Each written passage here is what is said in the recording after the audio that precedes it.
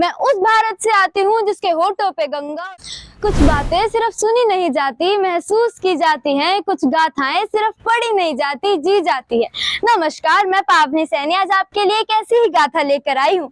याद रखिएगा, गाथा कविता नहीं, क्योंकि यदि यह कविता होती तो आप इसे महसूस ना कर पाते। मैं उस भारत से आती हूँ जिसके होठों पे गंगा और हाथों में तिरंगा है। वो भारत जो कभी सत्यम शिवम सुंदरम, कभी वंदे मातरम और कभी पंजाब सिंध गुजरात मराठा द्राविड़ उत्कल बंगा है। मैं उस भारत से आई हूँ जो ठुकराए हुए लोगों की शरण स्थली बन जाता है और 7 समुंदर पार परदेसियों को भी ब्रदर्स एंड सिस्टर्स कहकर बुलाता है। मैं उस भारत से आई हूँ जिसने विश्व को हितोपदेश और कर्म योग सिखाया, लेकिन कभी अपना पराया नहीं सीख पाया। वसुदेव कुटुंबकम के सिद्धांत पर जिया मेरा भारत वो नीलकंठ है जिसने स्वयं विष पीकर दूसरों को अमृत दान दिया।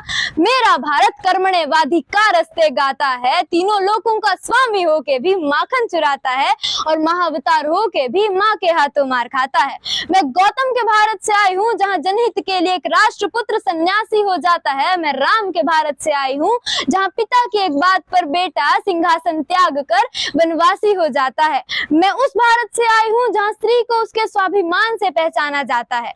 मेरा भारत आकाश सा बलवान तो है, लेकिन धरती सा धैर्यवान भी है। मेरा भारत प्रेम का पुण्य लोक और अहिंसा का जन्म स्थान है, लेकिन नारी का अनादर हो तो यहाँ का बच्चा बच्चा हनुमान है।